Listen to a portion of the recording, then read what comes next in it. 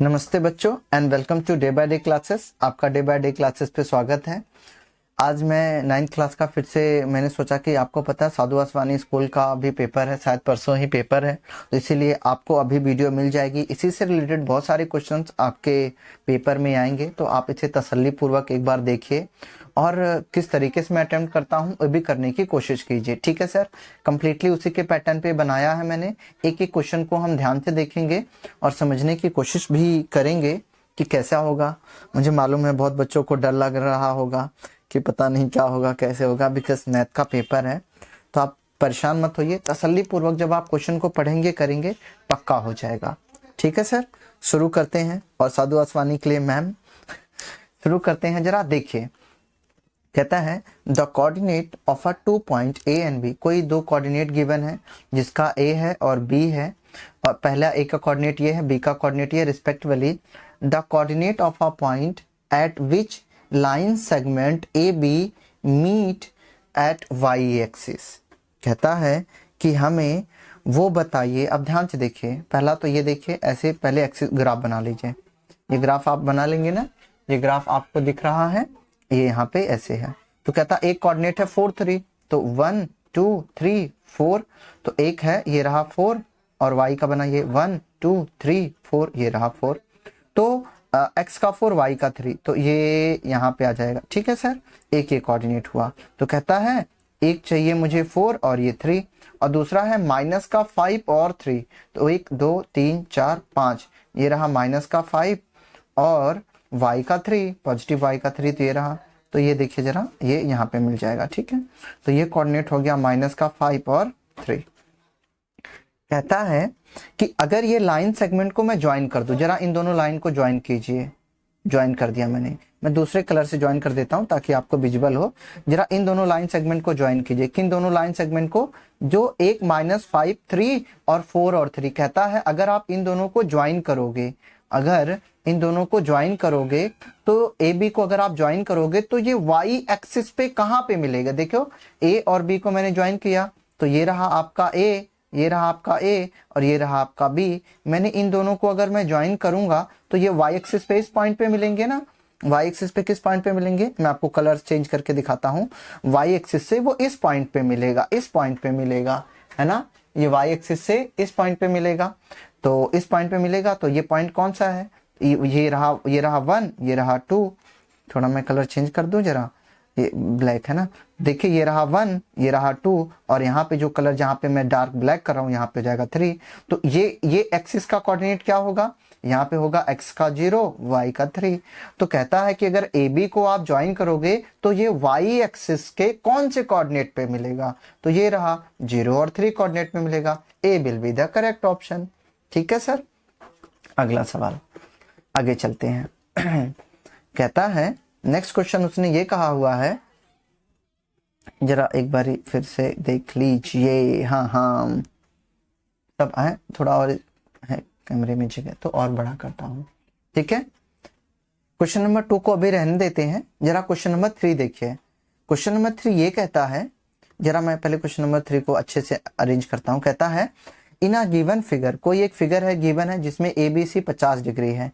तो ABC मुझे दिख गया 50 डिग्री, आपको दिख गया होगा, और BDC 40 डिग्री आपको दिख गया BDC। तो कहता है BAC मुझे बताओ, कौन सा बताना है?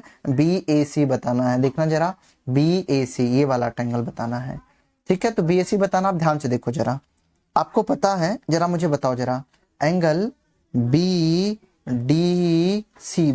किधर है? ये रहा B, ये रहा D और ये रहा। BDC कितना गिवन है? 40 गिवन है कि नहीं? हाँ या ना? और आप बताओ अगर BDC 40 है तो BAC बताना जरा।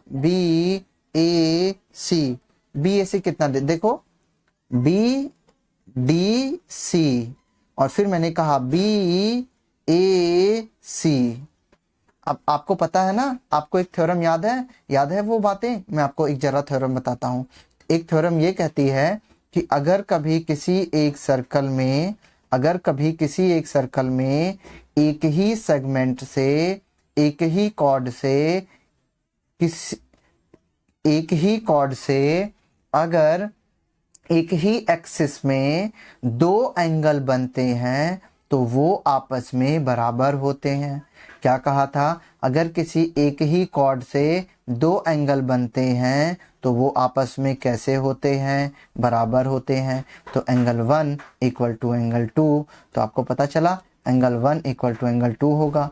कैसे एंगल 1 इक्वल टू एंगल 2 हो जाएगा, उन्होंने ये कहा हुआ है कि अगर कभी एक ही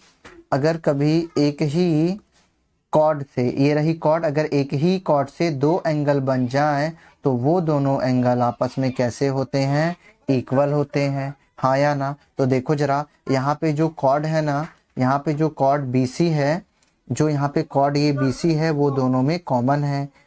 देखो BC से यहाँ पे भी ट्रायंगल बन रहा है और BC से ही यहाँ पे भी एंगल बन रहा है। तो अगर एक ही कॉर्ड से सर्कल के एक ही साइड पे दो एंगल बनते हैं तो वो आपस में बराबर होते हैं। थ्योरम है ये, याद रखो, एक क्वेश्चन आएगा। तो देखो BC कॉमन हो गई, BC से अगर ये 40 है तो इसको भी 40 होना पड़ेगा कि नहीं होना पड़ेगा, हाँ या ना। तो मैंने इसको भी 40 कर दिया, बोलो तो BAC भी 40 हो जाएगा। अब सिंबल से समझने वाली बात है। जरा अब मेरे पास ट्रायंगल क्या बचा, देखो एंगल A मिल गया, एंगल B मिल गया, एंगल C नहीं निकल जाएगा। तो ट्रायंगल के तीनों एंगल का सम कितना होता है, 180। तो देखो एंगल A कितना है, देखो मैं किस ट्रायंगल की बात कर रहा हूँ, I am talking about the triangle ABC। जरा ABC ट्रायंगल को देखो, ABC ट्रायंगल को देखो। ABC ट्रायंगल में एंगल A प्लस में एंगल B प्लस में एंगल C इक्वल टू में 180 डिग्री होगा कि नहीं होगा, करेक्ट होगा ही, 180 ही होगा। तो एंगल A बोलो, एंगल A कितना गिवन है, 40 गिवन है। एंगल B कितना गिवन है, 50 गिवन है। एंगल C मुझे निकालना है, तो ये हो जाएगा 180। अब बस इन दोनों को जोड़ दो, 90। तो angle C equal to 180 minus 90, तो एंगल C की वैल्यू कितनी आ जाएगी, 90 डिग्री आ जाएगी, हाँ या ना। तो 90 A will be the correct option. इसमें कौन सी थ्योरम लगी है, ये थ्योरम लगी है कि अगर एक ही कॉर्ड से सर्कल के एक ही साइड पे दो एंगल बनते हैं या 10 एंगल बनते हैं, वो हमेशा आपस में इक्वल होते हैं। ये याद रख लीजिए, ठीक है, बस यही आपको ध्यान देना है। तो A will be the correct option, ठीक है। जरा अगला सवाल पे आते हैं और अगले सवाल को देखने की कोशिश करते हैं। कहता है, उन्होंने कुछ तामझाम दिया हुआ है, जरा देख लेते हैं। मिटा रहा हूं मैं, आप लोग आई होप नोट कर चुके होंगे, तो जरा इसको देखिए। कहता है the graph given below show the frequency distribution of age 22 teachers in a school. 20 teacher की उम्र दी गई है, टीचरी की उम्र नहीं बताते, पता नहीं किसने बोल रखा है, ये टीचर की बताते, टीचरी की नहीं, फीमेल की नहीं sir. The number of teachers whose age is less than 40 years. तो कहता है हमें 22 टीचर्स की एज दी गई है, आप उनका नंबर बता दिए जिनकी उम्र 40 से कम है, जो अभी जवान है उनकी बतानी है। तो अब देख लो, जरा ग्राफ को देखो सर। ग्राफ में क्या है, एज मतलब एज इन ईयर्स, देखो ये 20 साल की है, ये 25 की है, 30 की है, 35 की है, 40 की है, 50, 55 की है। तो हमें कितना ढूंढना भाई साहब, हमें ढूंढना कितना था, हमें ढूंढना था जो 40 से कम है, जो 40 से कम है। देखो जरा, जो 40 से कम है वो कितनी है, 40 से कम वाली कितनी है, 40 से कम वाली अगर आप ध्यान से देखोगे इट विल बी, 40 से कम वाली कितनी निकल के आएंगी। तो इधर देखो, 40 से कम वाली देखो, ये 20 तो 40 से कम होता है ना, तो जो जिसकी उम्र 20 है उसे भी काउंट करेंगे, जिसकी उम्र 25 है उसे भी काउंट करेंगे, और जिसकी उम्र 30 है उसकी भी काउंट करेंगे। लेकिन जिसकी उम्र 35 है उसे भी काउंट करेंगे, लेकिन जिसकी उम्र 40 है उसको काउंट नहीं करेंगे, क्योंकि मुझे 40 से कम चाहिए। जरा देख के बताओ, 20 से कम वाली कितनी कन्याएं हैं, तो मतलब 20 साल की कितनी है, 2 है, तो 2 लिख दो। 20 से कितनी है सर, 2 है, तो 2 लिखो ना। देखो 20 के सामने वाली ये लाइन जा रही है, तो ये 2 पे मिल रही है, तो 2। 25 साल वाली उम्र वाली कितनी है, 25 साल वाली उम्र वाली आप देखोगे तो 4 टीचर हैं। 30 साल वाली उम्र वाली देखोगे तो आप 3 हैं, देखो ना, 30 साल वाली उम्र देखोगे तो 3 है। 35 साल वाली उम्र देखोगे तो 6 हैं। 40 वाली हम देखेंगे नहीं, क्योंकि 40 वाली से कम चाहिए हमें। याद रखना, इस ग्राफ के जरिए मैं आपको सिर्फ ये बताना चाहता हूं, जो पहली लाइन है उससे हमें देखते हैं। देखो ये 20 के साथ जो ऊपर लाइन जा रही है ना, इसी लाइन की हम हाइट देखेंगे। ये 25 के साथ तो 2 जा रही है, लेकिन जो ये 25 के साथ जो ये वाली लाइन जा रही है हम उसे देखेंगे। ठीक है ना, मतलब पहली लाइन देखेंगे, जो ग्राफ की पहली लाइन हम देखेंगे। कौन सी लाइन देखेंगे? ग्राफ की हम पहली लाइन देखेंगे। जरा इसको आप ऐसे समझो, जैसे जरा आप इसको ऐसे समझ लो जरा, ठीक है। इसको देखो जरा, अगर मैं ऐसे कहता हूं, मान लो मैंने इधर ग्राफ बना, इधर मैं ग्राफ बनाता हूं ऐसे करके और ऐसे करके ग्राफ बनाता हूं, ठीक है ना। तो ये मैंने कहा ए और ये मैंने कहा बी। तो याद रखो, जो ए की पहली डब्बा होगा ये वाली लाइन हम लेंगे, ये दूसरी वाली नहीं लेंगे, ठीक है। ए की पहली वाली लाइन लेंगे। बी की जो देखो, बी की तो दो लाइन है, एक तो ये जो ए के साथ टच होगी ये वाली, और एक ऐसी जो जा रही है ऊपर वाली। तो आप ना जो ए के साथ टच हो रही उसे नहीं लेना, जो नई वाली आई है बी की उसे लेना है, ठीक है। तो ये वाली हम लाइन को लेंगे, और जो अभी जो ये बची हुई है लाइन सी की नहीं होगी। अभी मैं मान लीजिए यहाँ पे मैंने सी लिखा, सी के लिए जो मैंने लाइन ये छोटी सी ड्रॉ कर दी, तो ये सी के लिए लाइन होगी, ये याद रखना, ठीक है ना। जो पहली लाइन की जो ये दूसरी जितना ये बचा हुआ पार्ट होता है इसकी वैल्यू नहीं होती है, जो पहली लाइन होती है उसी की वैल्यू होती है। तो आप देखो 20 की थी 2, 25 की थी 4, 30 की थी 3 और 35 की थी 6। सबको ऐड कर दो, जब आप ऐड करोगे तो सबका आ जाएगा 15। जो सबको ऐड करोगे तो क्या हो जाएगा? Everything will be 15। तो इसका करेक्ट ऑप्शन क्या हो जाएगा? 15। ऐसी कितनी टीचर हैं जिनकी उम्र 40 साल से कम है? 15 will be the correct option. बोलो हाँ, कौन सा option? 15 will be the correct option, ठीक है। अगला सवाल नेक्स्ट क्वेश्चन जरा देखिए। नेक्स्ट क्वेश्चन ये कह रहा है कि 8 की पावर x प्लस 16 दे रखा। जरा इसको देखो, 8 की पावर x प्लस में 1 इक्वल टू में 64 दे रखा है। पहले रूल समझ लो। रूल ये कहता है कि अगर कभी इधर भी a की पावर में कुछ हो और इधर भी a हो, दोनों साइड अगर a हो, दोनों साइड अगर a हो, बीच में इक्वल हो, अगर x की पावर इधर a की पावर x है और इधर a की पावर y है, तो अगर कभी बेस सेम हो, बीच में इक्वल हो, तो पावर भी आपस में इक्वल होती है। कब मेरे लाल? कब? ध्यान से सुनिए, अगर बेस सेम हो, बीच में इक्वल का साइन हो, तब पावर इक्वल हो जाती है। तो अब देखो जरा, पहले बेस सेम कर दो, इधर 8x की पावर 1 ही रहने दो। लेकिन आप तो जानते हो ना, 8 को मैं क्या 64 को मैं क्या लिख सकता हूँ? देखो जरा, क्या 64 को मैं ऐसे लिख सकता हूँ कि नहीं? क्या मैं 60, मान लीजिए यहाँ पे किसी ने 64 दिया, 64 को 8 इंटू में 8 लिख सकता हूँ कि नहीं? हाँ या ना? लिख सकता हूँ। इसका मतलब ये हुआ, तो 8 इंटू 8 को 8 की पावर 2 लिख सकता हूँ कि नहीं? हाँ। तो इधर 64 को मैं 8 की पावर 2 लिख दिया। अब देखो जरा, बेस सेम है, बीच में इक्वल टू है, तो पावर को भी इक्वल होना पड़ेगा। तो इसे इक्वल कर दो, ये प्लस उधर जाके माइनस हो जाएगा। 2 - 1 विल बी 1।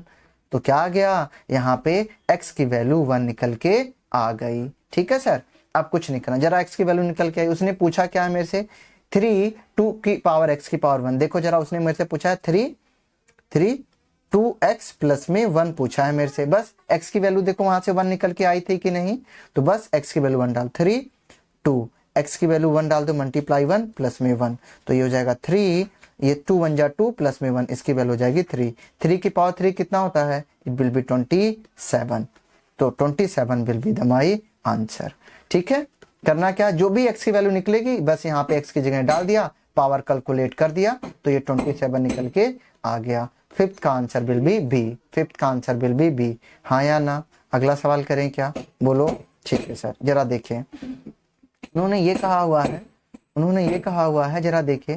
वो कहता है, अब अच्छा आप लोगों वीडियो पॉज कर लेना यार, मैंने मिटा दिया है ना, अब मैं इतना थोड़ा ध्यान नहीं रहता, बूढ़ा भी हो गया हूँ। सच में बूढ़ा नहीं हो पे यार, कोई सुन रहा है ना? सुन रहे हो ना तुम लोग? 9th वालों टेंशन मत लो, जो होगा वो देखा जाएगा। इधर देखो, उसने क्या कहा हुआ है? ए बी इक्वल टू ए सी। देखो ए बी और ए सी के बराबर है, जरा इधर देखो। फिर उसने कहा B D equal to B C के बराबर है। कहता है what will be the ratio of angle A B D. बोल के बताओ किधर है ए बी डी? देखना सर, ए बी डी मतलब ये छोटा वाला ट्रायंगल, और दूसरा है ए सी डी ये छोटा वाला ट्रायंगल का रेशियो क्या होगा अगर ये साइड आपस में इक्वल है? तो एक प्रॉपर्टी याद रखो। कौन सी प्रॉपर्टी सर जी? जरा एक प्रॉपर्टी बता देता हूं मैं, तो ध्यान में रखो। एक प्रॉपर्टी क्या है, पहले ध्यान से समझो। अगर किसी भी एक ट्रायंगल का अगर किसी भी एक ट्रायंगल की, मान लीजिए मैंने एक ट्रायंगल बना दिया, क्या बना दिया, बोल नहीं रहे हो यार सर, आप बोल ही नहीं रहे हो। मान लीजिए मैंने एक ट्रायंगल बना दिया, ठीक है सर, एक ट्रायंगल बना दिया। तो अगर कभी भी एक ट्रायंगल के, मान लो ये ट्रायंगल में ये दोनों साइड आपस में इक्वल है, अगर किसी एक ट्रायंगल की दो साइड आपस में इक्वल हैं तो उसके सामने वाले एंगल भी आपस में इक्वल हो जाते हैं। कहने का मतलब ये है, जैसी साइड होगी वैसा ही एंगल होगा। अगर साइड बड़ी है तो एंगल भी बड़ा होगा, अगर साइड छोटी है तो एंगल भी छोटा होगा। हाँ या ना? तो कहने का मतलब क्या हुआ? कहने का सिर्फ मतलब एक है कि अगर किसी एक triangle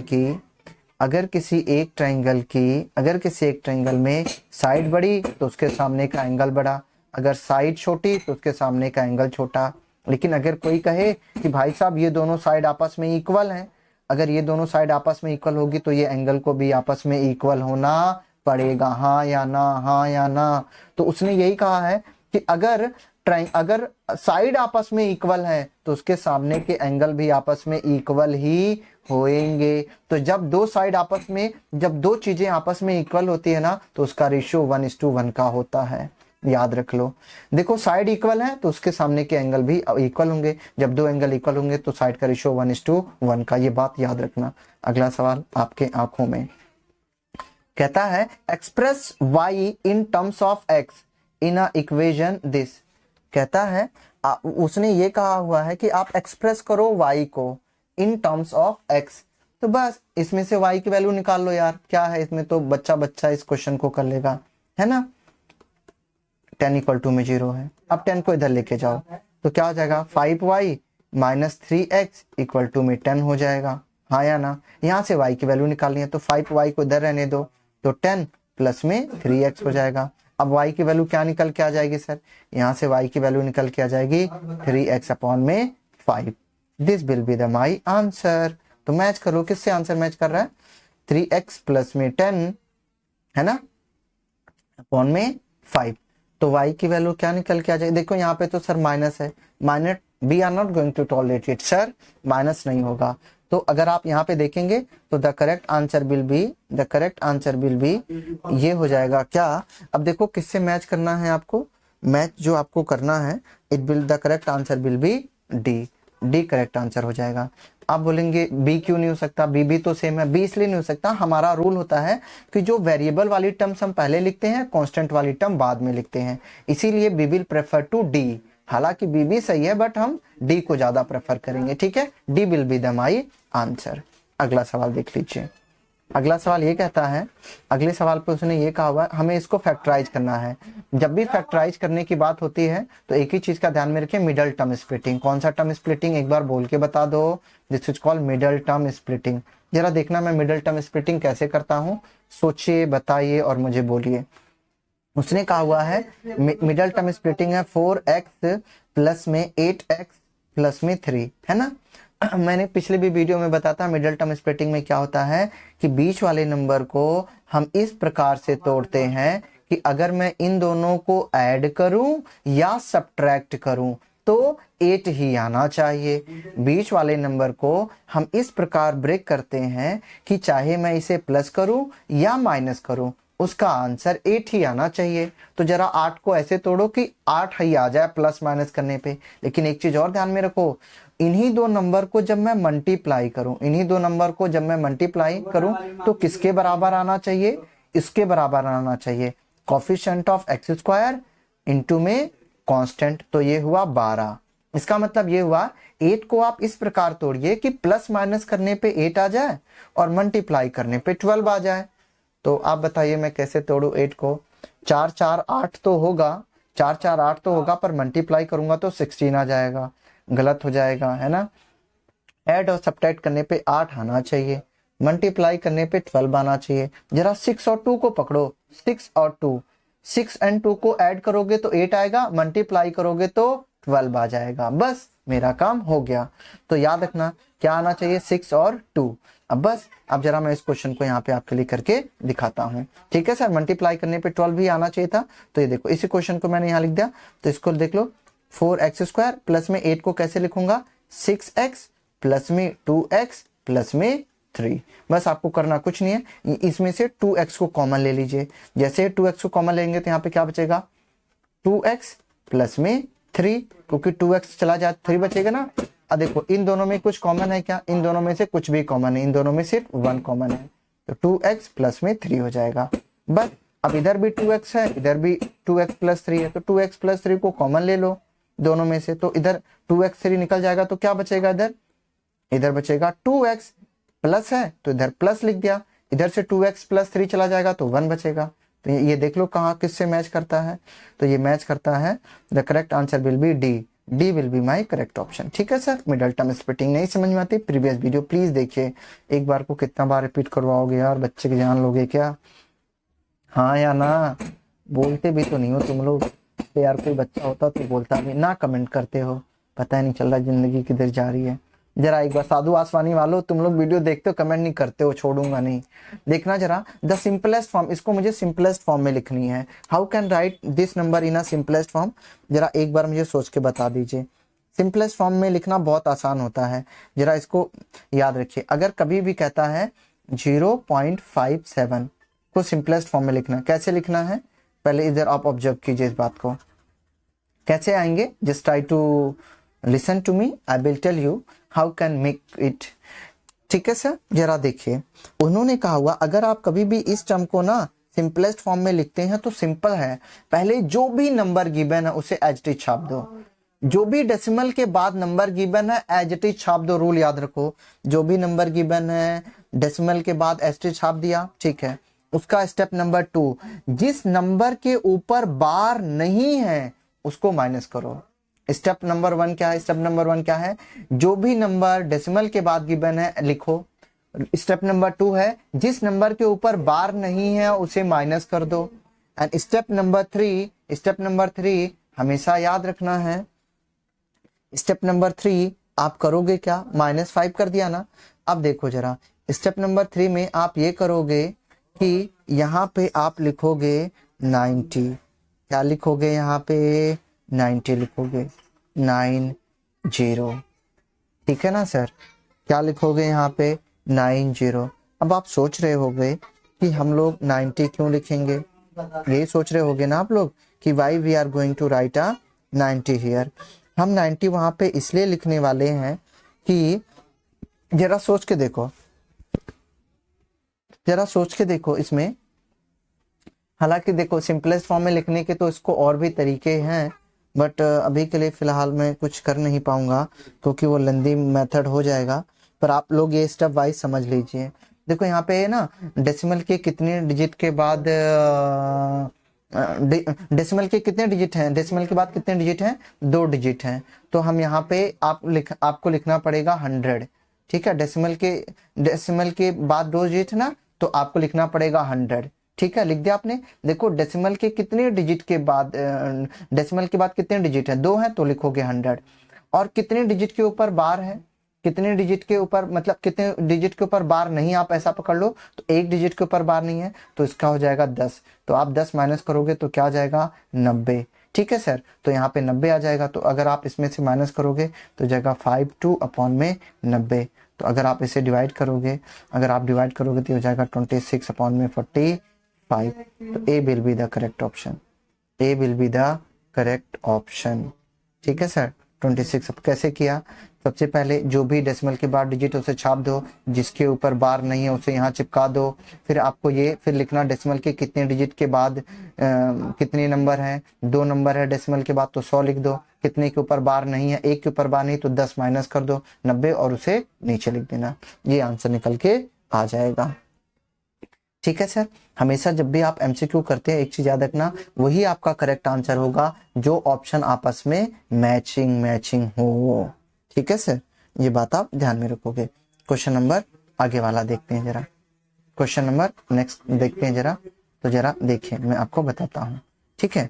A will be the correct option, A will be the correct option, ठीक है, इधर देख लीजिए क्वेश्चन। नेक्स्ट क्वेश्चन क्या कहता है, नेक्स्ट क्वेश्चन में उसने ये कहा हुआ है, कुछ ये गिवन है, तामझाम गिवन है अपने को, कहता है ना given figure ABCD is a rectangle, find the value of XY। अरे XY की वैल्यू फाइंड आउट करनी ना, तो देख लेते हैं जरा।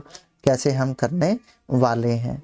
जरा इसका देखिए, x ये रहा आपके सामने, x ये रहा, x ये रहा, y भी ये रही, तो आपको तो पता ही है, तो सिंपल सा समझिए जरा। अब ये बताइए जरा, क्वेश्चन नंबर 10 को आप देखिए तो समझेंगे आप, है ना। अब इधर देख लो, आपको पता एक रेक्टेंगल में, जो एक रेक्टेंगल होता है ना, उसके रेक्टेंगल में जरा यहाँ पे आप वर्टिकल या अपोजिट एंगल पहले देख लो, रेक्टेंगल वाली प्रॉपर्टी में बाद में लगाऊंगा। देखो जरा, आपको पता है ना, अगर कभी भी ऐसे करके आ जाए, अगर कभी भी ऐसे आ जाए, दो लाइन एक दूसरे को आपस में कट करे ना, तो ये वाला एंगल इसके बराबर होता है और ये वाला एंगल इसके बराबर होता है। This is called vertically opposite angle. Vertically 2 2 के बराबर, 1 1 के बराबर, वर्टिकली अपोजिट एंगल। देखो BD और AC कट करिए, तो नीचे वाला अगर एंगल ये 100 होगा तो ऊपर वाला भी एंगल 100 होगा कि नहीं, हाँ या ना? एक बार बोलो तो सही यार, एक बार बोलते भी नहीं हो तुम, ठीक है ना। तो आप बोल सकते हो DOC 100 के बराबर हो जाएगा, है ना। अब देखो DOC में जरा आप देख लो, DOC में आप जरा देखो तो ट्रायंगल DOC में देखोगे ना, तो जो DO है, एक और प्रॉपर्टी याद रखो यार रेक्टेंगल की, मैं बताना चाहता नहीं थे, बताना पड़ेगा कि अगर कभी रेक्टेंगल के दो डायगोनल आपस में कट करते हैं ना, तो उनके ये डायगोनल इस डायगोनल के बराबर होता है, ये वाला इसके बराबर हो जाएगा, 2 2 के बराबर, 1 1 के बराबर। तो अब ये देखो, ये एंगल 100 हो चुका है, तो ये इसके बराबर है। तो अगर दो बराबर होते हैं ना, दो साइड बराबर होते हैं, उसके सामने वाले एंगल भी बराबर होते हैं। तो अगर ये y है ना, तो इसे भी y होना पड़ेगा। अभी तो बताया था, अगर किसी एक ट्रायंगल में दो साइड आपस में बराबर है तो उसके सामने वाले एंगल बराबर। तो देखो ये नीचे वाली साइड इस साइड के बराबर है, तो अगर ये y है तो इसको भी y होना पड़ेगा। तो इसका मतलब हुआ DOC एक ट्रायंगल है, DOC एक ट्रायंगल है, उस ट्रायंगल के तीनों एंगल का सम 180 होगा कि नहीं। तो देखो जरा, ट्रायंगल DOC में तीनों एंगल का सम देखो, तीनों एंगल का सम पकड़ो, तो ये हो गया y प्लस में 100 इक्वल टू में 180 डिग्री, हाँ या ना। पूछो कैसे, अरे देखना ये भी एंगल y है, ये वाला एंगल, और ये एंगल y गिवन है, और ये वाला 100 गिवन है। अगर आपको कुछ क्लियर नहीं दिख रहा होगा ना, तो प्लीज मैं आपको एक चीज बता रहा हूँ, PDF इसकी दे दूंगा, तो आप जरा उसमें देख लीजिएगा, ठीक है सर। और मैं इसको थोड़ा जूम जाम कर देता हूँ ताकि और आपको अच्छे से दिख जाए, है ना। तो बस ठीक है, तो अब ये हो जाएगा, देखो ना ये भी y है और ये भी y है और ये 100 गिवन है। तो बस मुझे लिखना क्या होगा, तो मैं लिख सकता हूँ y प्लस में 100 इक्वल टू में 180 डिग्री। तो ये 100 इधर जाके माइनस हो जाएगा और इधर 2y हो जाएगा, तो 2y इक्वल टू में 180 माइनस में 100। तो now it will be 2y equal to में 80 एंड y की वैल्यू क्या हो जाएगी 40, बिकॉज 2 नीचे जाके डिवाइड हो जाएगा, हाँ या ना। तो y की वैल्यू कितनी निकल के आ गई, 40 निकल के आ गई। तो अब देख लो, x की वैल्यू मत निकालो, पहले चेक कर लो किसमें ये गिवन है, उसी से ही माहौल सेट कर देंगे अपन लोग, ठीक है ना। अब देखो, जो y की वैल्यू 40 किसमें गिवन है, y की वैल्यू 40 किसमें गिवन है, तो आंसर आएगा, है ना।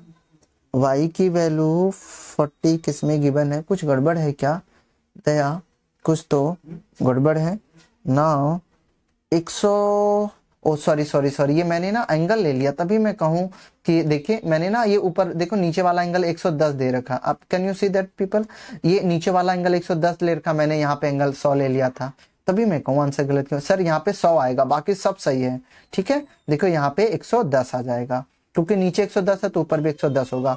आपको कुछ करना नहीं है, बस इसी को मैं दोबारा इरेज कर रहा हूँ, प्लीज ध्यान से देखिए, 2 मिनट का ही सवाल है। वो मैं कहूँ क्यों गलत आ गया, क्योंकि मैंने ना 110 को 100 लिख दिया था। तो देखो y प्लस में 110 इक्वल टू में 180 डिग्री, हाँ या ना। तो ये हो जाएगा 2y, तो 2y प्लस में 110 इक्वल टू में 180 डिग्री। तो बस अब 110 उधर माइनस कर दोगे तो 2y, अरे ये क्या हो रहा है, 110 180 माइनस 110, धीरे क्यों चल रहा है। तो 110 हो जाएगा, तो 2y की वैल्यू क्या हो जाएगी, इधर 110 जाएगा तो बचेगा आपका कितना, यहाँ पे बचेगा 70 बचेगा ना, हाँ 70 बच जाएगा, और 70 का हाफ करोगे तो 35 आ जाएगा। तो y की वैल्यू कितनी निकल के आ जाएगी, 35 विल बी योर आंसर। तो y की वैल्यू कितनी निकल के आ जाएगी, 35, y की वैल्यू कितनी निकल के आ जाएगी 35। अब आप ये देख लो, y की वैल्यू 35 है किसमें, है ना, y की वैल्यू 35 किसमें है, वहीं से अपना आंसर आ जाएगा। तो अब बस देख लेते हैं, थोड़ा मैं जूम कम करूंगा तभी y की वैल्यू 35 मुझे दिख जाएगी। देखो x की वैल्यू मुझे नहीं निकालनी, मैंने एक ही देखना, y की वैल्यू मेरी 35 ये आ गई, तो C will be the my correct option. ठीक है, बाकी में y की वैल्यू पता नहीं क्या दे रखी, मैं क्यों निकालूं, इतना टाइम मेरे पास नहीं है। C will be the my correct option. ठीक है सर, अगला सवाल जरा क्वेश्चन नंबर 11 देखो। 11 को मैं कैसे करूंगा आप समझिए। उसने कहा हुआ है 2x माइनस 8 अपॉन में 2 to 5 इक्वल टू में 5 की पावर में 3 अपॉन में 5 की पावर में x। मुझे x की वैल्यू चाहिए, x की वैल्यू रेंडमली कोई भी पुट करो, जो लेफ्ट और राइट बराबर हो जाएगा वही मेरा आंसर हो जाएगा। ठीक है, आपको रेंडमली वहां पे पुट करके चेक करना पड़ेगा। अब देखो जरा, मुझे जो वैल्यू पसंद है वो मुझे पसंद है, जरा मैं 3 को पुट करके देख लेता हूं 3 पे क्या आता है। ठीक है, अगर मैं x की वैल्यू यहाँ पे 3 पुट करूंगा तो क्या आ जाएगा, जरा 2x माइनस 8 में जरा 3 पुट कर लो, तो 3 में पुट करूंगा तो 8, तो ये 6 माइनस में 8, तो ये हो जाएगा माइनस का 2। तो इसका मतलब 2x माइनस 8 पे अगर मैं 3 पुट कर दूं, तो माइनस का 2 आएगा, तो इसको ऐसे लिख दो 3 की पावर में माइनस का 2 अपॉन में 2 to 5। जहां पे भी x की वैल्यू ये है उसको 3 पुट कर दो, क्योंकि मैंने रेंडम वैल्यू 3, इससे ये कट जाएगा तो आंसर 1 आएगा। तो आप सोच के क्रॉस मल्टीप्लाई कर दो, तो 3 की पावर में -2 इक्वल टू में 2 to 5। आप जरा सोच के बताओ, क्या 3 की पावर में -2 2 to 5 के बराबर होगा? नहीं, इसका मतलब 3 तो ऑप्शन नहीं हो सकता। जब 3 नहीं होगा तो 2 भी नहीं होगा, क्योंकि ये उससे छोटा है। जरा 4 की वैल्यू चेक करके हम देखते हैं। मैंने क्या किया, x की जगह रेंडमली वैल्यू पुट किया, जिस क्वेश्चन में लेफ्ट और राइट बराबर हो जाएगा वही मेरा आंसर हो जाएगा। तो मैं जरा 4 के साथ इसको तिलस्म अपनाता हूँ। किसकी वैल्यू पुट करूंगा सर? 4 के साथ मैं इसकी वैल्यू को पुट करने की कोशिश कर रहा हूँ। जरा एक बार आप देखेंगे तो समझ पाएंगे। देखिए, आप कुछ मत कीजिए, 4 पुट कीजिए, तो 3 की पावर में 2 इंटू में 4 माइनस में 8 अपॉन में 2 to 5 इक्वल टू में 5 की पावर में 3 अपॉन में 5 की पावर में 4। अब आप कुछ मत करो, ऐसे रहने दो। देखो ये दो मल्टीप्लाई, 4 2 जा 8 8 8, तो 3 की पावर 8 में से 8 हो जाएगा तो 0। और आपको पता ना, किसी की भी पावर अगर 0 हो तो उसका आंसर 1 होता है। अब इधर देखो 5 की पावर 3 और 5 की पावर 4, तो 3 से उधर 1 कट जाएगा, तो इधर 1 की पावर 5 नहीं बचेगा, 1 अपॉन में 5 बचेगा ना। देखो 5 की पावर 3 है, इधर 5 की पावर 4 है, तो 3 ये कट जाएगा, तो 5 की पावर 1 बचेगा। अब आप कुछ नहीं करना, 3 की पावर में 0, किसी की भी पावर 0 हो तो उसका आंसर 1। 1 इक्वल टू में 2 to 5 इक्वल टू में इधर क्या आ गया, 1 अपॉन में 5 आ गया है। हाँ या ना? हाँ या ना? अब हमें करना क्या है, इसको क्रॉस मल्टीप्लाई करना है। तो जरा क्रॉस मल्टीप्लाई कर दो। जब मैंने क्रॉस मल्टीप्लाई किया तो भी ये आपस में इक्वल टू तो नहीं आएगा। देखो जरा, 5 को x से इधर मल्टीप्लाई करो, इसको इधर मल्टीप्लाई करो, तो जैसे मैं मल्टीप्लाई करूंगा ना, तो इधर मैं लिख दूं प्लीज, तो इधर क्रॉस मल्टीप्लाई हो जाएगा 5 इक्वल टू में 2 to 5। इसका मतलब 5 इक्वल टू में 2 to 5 तो मेरा आंसर नहीं हो सकता, क्योंकि ये इक्वल नहीं है। तो 4 भी खलास हो गया, 3 भी खलास है, 2 भी। इसका बचा ही कौन? 5 बचा ना, तो 5 will be the my answer. मुझे चेक करने की जरूरत नहीं, आप पेपर में चेक मत करना, लेकिन क्योंकि मैं सॉल्व करके दिखा रहा हूँ आपको, मैं जल्दी से इसे सॉल्व करके दिखा देता हूँ। ठीक है ना सर? एक बार जल्दी से इधर देखेंगे तो आप समझेंगे। इधर देखिए, जल्दी जल्दी जल्दी जल्दी जल्दी जल्दी जल्दी देखो जरा। ठीक है, इधर देखो एक बारी, उन्होंने क्या कहा, इसे सॉल्व करना है। कैसे सॉल्व करेंगे? तो आप कुछ मत करो, 3 को रहने दो, इधर 2 को इधर रहने दो, इधर 5 लिख दो, इधर 8 लिख दो, अपॉन में 2 to 5 ही रहने दो। इधर है क्या, 5 की पावर में 3 है, तो 5 की पावर में 3 रहने दो, इधर 5 की पावर में 5 कर दो। तो अब देखो ये हो जाए 5 2 जा 10 माइनस का 8, तो 3 की पावर में हो जाएगा 2, और ये है 2 to 5, यहाँ पे रहने दो। ये देखो ऊपर देखो 5 की पावर 3 है, ऊपर देखो 5 की पावर 3 है, ठीक है, और ये है 5 की पावर में 5 है। इधर 5 की पावर में 3 है, इधर 5 की पावर में 5 है, तो क्या हो जाएगा, तो इधर 5 की पावर में 3 है, इधर 5 की पावर में 5 है। इसका मतलब ये हुआ, मैं थोड़ा बताऊं, इधर ऊपर 3 बारी 3 है, ऊपर 3 बारी 5 है ना, और नीचे तो आप इधर देखो ऊपर 5 बारी, तो 1 2 3 है, इधर 5 बारी है, 1 2 3 4 5। ठीक है, तो इधर देखो थोड़ा ये ऊपर चला गया, पता नहीं कैसे, तो इधर देखो, तो इधर क्या होगा, ये 5 हो जाएगा ना, तो इधर 3 से 3 काट दो, 3 0 3 कट जाएगा, तो इधर ऊपर बचेगा 1, ये 2 5 बचेंगे, तो ये 25 हो जाएगा। आया ना। अब क्रॉस मल्टीप्लाई, इसको इससे मल्टीप्लाई, इसको इससे मल्टीप्लाई, तो 3 की पावर 3 का स्क्वायर इससे मल्टीप्लाई, ये हो जाएगा 9 इंटू में 25 इक्वल टू में 225। ठीक है ना। तो 9 इक्वल टू में 25 किसके बराबर होता है, 9 इक्वल टू में 25 किसके बराबर हो जाएगा, 225 के बराबर। ठीक है। 9 इंटू में 25 किसके बराबर होगा, 225 के बराबर, और इधर भी 225 के बराबर ही है, तो ये दोनों बराबर आ गए। तो my option will be 5 will be my correct option. But आप 3 को चेक कर चुके थे, नहीं आता, तो 4th ही ऑप्शन होना था, इसलिए मैंने आपको करके दिखा दिया है। ठीक है सर, याद रख लीजिए। अगला सवाल जरा देखिए। अगले सवाल में देखता है, अगले सवाल में उसने ये कहा हुआ है, अगले सवाल में उसने ये कहा हुआ है कि द लीनियर इक्वेशन इतना है, हैज, इसके पास कैसा मैनी सॉल्यूशन होगा, ट्रू सॉल्यूशन होगा, यूनिक सॉल्यूशन होगा, या कौन सा सॉल्यूशन होगा, इसके बारे में आपको बताना है। क्वेश्चन नंबर 12 जल्दी से देखो, कहता है क्वेश्चन नंबर 12 को आप देखो, क्वेश्चन नंबर 12 को देखो जरा। क्वेश्चन नंबर 12 में कहता है कि इसका कैसा सॉल्यूशन होएगा। तो आपको पता है, लेट्स सीक, ठीक है। अब देखो, अब यहाँ पे इक्वेशन में कहता है कितने सॉल्यूशन हो सकते हैं।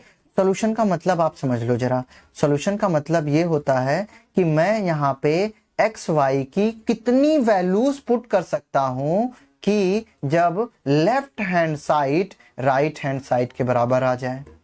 इसका मतलब ये हुआ कि एक्स वाई की मैं यहाँ पे कितनी वैल्यूज पुट कर सकता हूं जब left hand side right hand side के बराबर आ जाए। तो देखो सर, यहाँ पे 2 वेरिएबल है ना, हम बहुत सारी वैल्यूज यहाँ पे पुट कर सकते हैं एक्स और वाई की, जिसमें ये वाला बंदा इस वाले बंदे के इक्वल आ जाएगा, क्योंकि 2 वेरिएबल है, वेरिएबल में आप इन्फिनिटी वैल्यू पुट कर सकते हो। तो इसका ऑप्शन एक, यूनिक का मतलब क्या एक ही वैल्यू होगी, नहीं। नो सॉल्यूशन का क्या कोई सॉल्यूशन नहीं होगा, नहीं। क्या सिर्फ 2 ही वैल्यू पुट कर सकते हो, नहीं। Infinity many solution, X Y में हम बहुत सारी वैल्यू पुट कर सकते हैं। सॉल्यूशन का मतलब ये होता है कि इक्वेशन में हम ऐसी कौन सी वैल्यू डाल दें कि उसका लेफ्ट हैंड साइड राइट के बराबर हो जाए। तो यहाँ पे वेरिएबल है ना दोनों, तो वेरिएबल में आप ढेर सारी वैल्यू पुट कर सकते हो। ठीक है सर, अगर आपके पेपर में आएगा 2 वेरिएबल दिए रहेंगे तो आप इन्फिनिटी ही मार्क करोगे।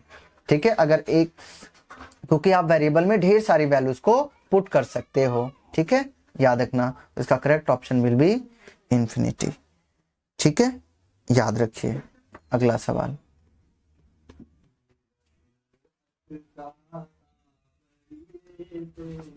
अरे राम, ठीक है। उसने कहा हुआ है कि यहाँ पे कुछ 2 लाइनें दे रखी, कहता है उसने यहाँ पे 2 लाइनें दे रखी है। सर ये थोड़ा गड़बड़ हो गया था, अभी स्क्रीन ब्लैंक हो गई थी। कहता है कि यहाँ पे ए बी, देखो ए बी सी डी के पैरेलल हैं, 2 लाइन आपस में पैरेलल। ठीक है, कहता find the value of x, find the value of x. X की वैल्यू मुझे कैलकुलेट करनी है, तो हम एक्स की वैल्यू कैसे कैलकुलेट कर सकते हैं, जरा आप सोचिए समझिए और मुझे बताइए, है ना। अब हम क्या करेंगे, अब हमें कुछ यहाँ पे कुछ करना पड़ेगा, कुछ करना पड़ेगा। क्या करना पड़ेगा, मैं आपको थोड़ा सा इंफॉर्मेशन बता देता हूँ। पहले आप ये देख लो, अगर कभी भी 2 लाइन आपस में पैरेलल हो जाए तो उसका, ये आज से देखिए, अगर कभी 2 लाइन आपस में पैरेलल हो ना तो उसका ये वाला एंगल और इस वाले एंगल का सम पता है कितना डिग्री होता है, 180 डिग्री होता है। ये याद रखेंगे कि नहीं, हाँ या ना। बस अब मेरा काम हो जाएगा, अब मेरा काम हो जाएगा। देखो जरा मैंने कैसे आंखों आंखों में करूंगा, मैं जानबूझ के एक पी से एक लाइन लेके चलूंगा, जानबूझ के मैं पी से एक लाइन ड्रॉ कर लूंगा जिसका नाम बोल दूंगा क्यू। तो अब मैं कहूंगा कि जो ए बी है वो पी पी क्यू के इक्वल है, और फिर मैं कहूंगा जो पी क्यू है वो, सॉरी इक्वल तो नहीं होगी, पैरेलल होगी, है ना। ए बी जो पैरेलल है वो पी क्यू के, जो पी क्यू पैरेलल हो जाएगी सी डी के। क्यों, क्योंकि ए बी पैरेलल है CD के। तो अब आपको पता चल ही गया होगा। अब बताओ, अगर दो लाइन आपस में पैरेलल होती ना तो उसके इंटीरियर एंगल का सम 180 होना चाहिए कि नहीं होना चाहिए। हाँ, तो देखो यहाँ पे ये एंगल 132 दे रखा है 132, और ये छोटा सा एंगल मुझे नहीं पता। यहाँ पे ना ये पूरा एंगल P 148 था, लेकिन ऊपर वाला आधा एंगल मुझे गिवन नहीं था। ऊपर वाला आधा एंगल गिवन नहीं था ना, लेकिन मुझे पता है ये एंगल प्लस ये आधा एंगल का सम 180 होगा। तो कुछ मत करो, तो पर एक एंगल तो 132 दे रखा है ना, तो आप कुछ मत करो, 180 में से 132 माइनस करो जरा। जैसे ही माइनस करोगे यहाँ पे 8 बचेगा, तो 10 7 बचेगा, 7 में से 3 जाएगा तो 4 बचेगा। तो ये नीचे वाला एंगल जो छोटा सा था ना, वो 48 निकल के आ गया है। ठीक है ना। अब बताओ, अगर ये पूरा एंगल P 148 था, तो अगर ऊपर वाला 48 निकल के आया है तो नीचे वाला 100 ही होना पड़ेगा, क्योंकि पूरा 48 था, 148 था, ऊपर छोटा 48 है, नीचे वाला 100, तो 100 ही होना पड़ेगा, क्योंकि सम उसका 148 था। तो अगर नीचे वाला 100 हो गया, तो अब आपको ये भी पता होगा, अब आपको ये भी पता होगा कि ये वाला एंगल और ये वाला एंगल का भी सम 180 होगा, है ना। ये नीचे वाला एंगल और ये वाला एंगल का सम 180 होगा। मैं थोड़े लाइन ड्रॉ कर दूं, आप शायद कंफ्यूज ना हो जाओ यार। ये देखो जरा इधर, यहाँ पे ना एक ब्लैक लाइन खींचता हूं मैं, कोई कलरफुल लाइन डालता हूँ, रुक जाओ, कोई कलरफुल लाइन डालूं, ये डालता हूँ, देखो जरा ये वाली लाइन, ठीक है, ये भी तो ऐसे ही है भाई साहब, ये लाइन डालता हूं। तो ये नीचे वाला एंगल का ये सम, ये 100 है, तो ये नीचे वाला का भी, इन दोनों का सम 180 होगा ना। इंटीरियर एंगल बोला था, इंटीरियर एंगल का सम 180 होगा। तो अगर ये सम 100 है तो इसे क्या होना पड़ेगा, 80 होना पड़ेगा। अगर सम 100 है तो इसे क्या होना पड़ेगा, 80 होना पड़ेगा। अगर सम 100 है तो इसे 80 होना पड़ेगा कि नहीं। देखो इधर, अगर ये 100 है तो ये नीचे वाला 80 होना पड़ेगा, तो 80 हो गया। तो अब देख लो, और आपको पता है ना, और आपको पता ही है कि स्ट्रेट लाइन, अब देखो जो PC है एक स्ट्रेट लाइन है, PC एक स्ट्रेट लाइन है, स्ट्रेट लाइन पे ये पूरा एंगल 180 का बनेगा। अगर 180 का बनेगा, जब नीचे वाला 100 निकल के आ गया है तो x को क्या होना पड़ेगा, ऊपर वाला 80 निकल के आया था 80, तो नीचे वाले को 100 होना पड़ेगा। A will be the my option. ठीक है, एक बारी मैं शॉर्ट जल्दी जल्दी बता देता हूँ, ध्यान से देखो जल्दी जल्दी, ठीक है। इधर देखो, इधर देखो, ये 132 है ना। अब मैंने यहाँ से एक लाइन खींच दी, मैंने यहाँ से एक लाइन खींच दिया है। याद रखना पहले ये प्रॉपर्टी कि अगर दो लाइन पैरेलल हो तो उसके इंटीरियर एंगल का सम 180 ही होता है। तो देखो ये ऊपर वाला 132 था, तो अगर ये आधा और ये 132 को जोड़ूंगा तो 180 आना चाहिए। तो 180 में से 132 माइनस किया तो 48 आया था, तो ये वाला एंगल कितना आ गया, 48 आ गया, हाँ या ना। तो देखो ये पूरा एंगल दे रखा था उसने 148, तो ऊपर वाला 48 आया, तो नीचे वाला 100 होगा कि नहीं होगा, हाँ। तो ये 100 और ये वाला एंगल जो मैंने मार्क किया है इसका 180 होता है, तो अगर ऊपर वाला 100 होगा नीचे वाला 180 होगा कि नहीं, हाँ। तो लेकिन आपको पता है ये एक स्ट्रेट लाइन है, PC एक स्ट्रेट लाइन है, किसी भी स्ट्रेट लाइन के ऊपर ये पूरा एंगल 180 का होता है। तो अगर ऊपर वाला ये आधा 80 का निकल के आया तो नीचे वाले x को 100 ही होना पड़ेगा, तो 100 विल बी द आंसर। अगला सवाल कहता है, उसने ये कहा कि इसकी वैल्यू कैलकुलेट करो सर। इसकी वैल्यू देखो, बच्चा इसे कर लेगा, है ना, तो कुछ मत करो। इसकी वैल्यू ऐसे लिख दो, 81 को मैं क्या लिख सकता हूँ, 9 इंटू 9 को 81 लिखते हैं कि नहीं, तो 9 की पावर में 2 लिख सकता हूँ कि नहीं। बस आप कुछ मत करो, जो जैसे गिवन उसे ऐसे लिखो। ये ब्रैकेट के बाहर 1/2 है, 1/2 लिख दो, ठीक है, ये ब्रैकेट लगा दो। और ये छोटे ब्रैकेट के बाहर 1/2 गिवन है, 1/2 लिख दो। लेकिन 81 को मैं क्या लिख सकता हूँ, 9 की पावर में 2। तो अब देखो ये 2 इस 1 से मल्टीप्लाई होगा बाबूजी, क्योंकि ब्रैकेट का मतलब मल्टीप्लाई है। तो ये क्या आ जाएगा जब मल्टीप्लाई होगा, तो 9 की पावर 2/2 और ब्रैकेट में रहेगा 1/2, हाँ या ना, ब्रैकेट में रहेगा 1/2। अब यहाँ पे देख लो, अब कुछ नहीं, इस 2 से 2 कट जाएगा तो अंदर बचेगा 9, और जिसकी पावर हाफ होती है ना उसे हम लोग बोलते हैं √9, और √9 की value 3। D will be the my correct option.